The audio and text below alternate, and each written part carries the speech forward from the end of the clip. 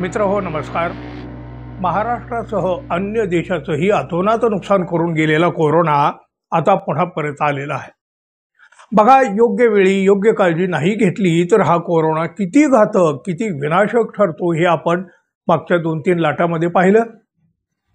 आता मागील काही काळापासून ठिकठिकाणी कोरोनाचे नवे रुग्ण आढळून येऊ लागले आहेत आणि त्याची व्याप्ती वाढताना दिसत आहे। केंद्रीय आरोग्य मंत्रालयाच्या माहितीनुसार देशातल्या 11 राज्यांमध्ये कोरोनाचा फैलाव आता पुन्हा एकदा झालेला आहे। आपल्या देशामध्ये आतापर्यंत 257 बाधित रुग्ण आढळून आलेले आहेत। केरळ आणि महाराष्ट्राने देशाची चिंता मात्र थोडी जास्त वाढवली, कारण या 2 राज्यांमध्ये सर्वाधिक बाधित रुग्णांचा समावेश आहे। महाराष्ट्रामध्ये रुग्णांची संख्या 103च्या वर पोहोचली आहे। यात मुंबईत सर्वाधिक रुग्ण आहेत। चिंतेची बाब म्हणजे 4 महिन्याच्या बाळाला देखील कोरोनाची लागण झाली। महाराष्ट्रात मुंबई आणि आता पुण्यापर्यंत ही महामारी पोहोचली आहे। पुण्यातल्या एका 87 वर्ष वयाच्या व्यक्तीला कोरोनाची लागण झाली, त्याची टेस्ट सुद्धा पॉझिटिव्ह आली, पण काय नाही, त्यांनी खाजगी रुग्णालयामध्ये उपचार घेतले आणि ते बरेही झाले। त्यांची प्रकृती आता एकदम उत्तम आहे, अगदी ठणठणीत आहे। महाराष्ट्राशिवाय केरळमध्ये सुद्धा कोरोनाचा फैलाव वाढलेला आहे। कोरोनाच्या नव्या व्हेरियंटमुळे देशाची चिंता वाढलेली आहे। बघा, ते सिंगापूर आणि हाँगकाँग नंतर आता भारतामध्ये सुद्धा कोरोनाच्या रुग्णांची संख्या झपाट्यानं वाढताना दिसत आहे। कोरोनाचा सर्वाधिक धोका मुंबईला असल्याचं सध्याच्या आकडेवारीवरून तरी दिसत आहे। महाराष्ट्रातल्या एकूण रुग्णांपैकी 80% रुग्ण मुंबईमधले आहेत। मुंबईमध्येच 4 महिन्याच्या चिमुकलीलाही कोरोनाची बाधा झाली आहे, त्यामुळं लोकांमध्ये साहजिकच अधिक भीतीचं वातावरण निर्माण झालं।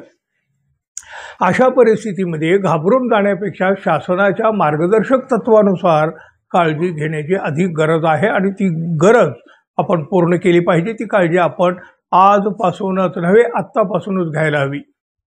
हाँगकाँग, सिंगापूर आणि थायलंड सारख्या आशियाई देशामध्ये कोरोनाचा नवा विषाणू आढळला आहे, त्यामुळे या देशामध्ये कोरोनाची लाट आलेली आहे। गेल्या काही दिवसांमध्ये भारतातील रुग्णसंख्या वाढत असल्याचं दिसून येत आहे। JN1 आणि त्याचे उपप्रकार म्हणजे LF7 आणि NB118 या विषाणूमुळे कोरोनाच्या रुग्णांमध्ये ही वाढ होते। सध्या देशामध्ये 257 रुग्ण सक्रिय आहेत। बघा, त्या अधिकाऱ्यांनी जर दिलेली माहिती आपण पाहायची म्हटलं तर बहुतांश प्रकरणं ही कोरोनाची सौम्य आहेत। रुग्णालयात दाखल करण्याचीही आवश्यकता नाही।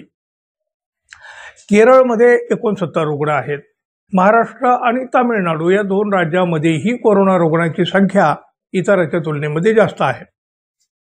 कोरोनाचे रुग्ण वाढत जरी असले तरी मोठ्या लाटेचा धोका नसल्याचा वैद्यकीय तज्ज्ञांचा दावा आहे। त्यांनी तसं आपल्याला सांगितलं सुद्धा आहे। कोरोनाचा विषाणू पूर्ण नष्ट झालेला नाही, अधूनमधून वर तो डोकं काढत आहे। मात्र सध्याचा व्हेरियंट हा सौम्य आहे, मृत्यू दरही अल्प आहे, त्यामुळं कोरोना नागरिकांनी घाबरून जायचं काही कारण नाही, असं तज्ज्ञांकडून सांगितलं गेलं आहे। बघा ना हो, काय काळजी घ्यायची म्हणजे काय, अगदी साध्या सोप्या गोष्टी आहेत, त्या आपण केल्या पाहिजेत, नव्हे ते करायलाच हव्यात। काय आहे बघा, घरातनं बाहेर पडताना मास्क वापरावा, डोळे, नाक, तोंडाला स्पर्श करणं टाळावं, वारंवार हात धुवावेत, स्वच्छता बाळगावी आणि डॉक्टरांच्या सल्ल्याप्रमाणे नियमित औषधं घेतली जावीत। हलक्या आणि पौष्टिक अन्नपदार्थाचा आहारामध्ये समावेश असावा। अशा प्रकारची काळजी आपण सहज घेऊ शकतो, नव्हे ती घेतलीच पाहिजे। मित्रांनो, घाबरू नका, काळजी घ्या। पुन्हा भेटूच, तोपर्यंत नमस्कार। आणि हो, जाता जाता आपल्या चॅनलला सबस्क्राईब मात्र जरूर करा। धन्यवाद।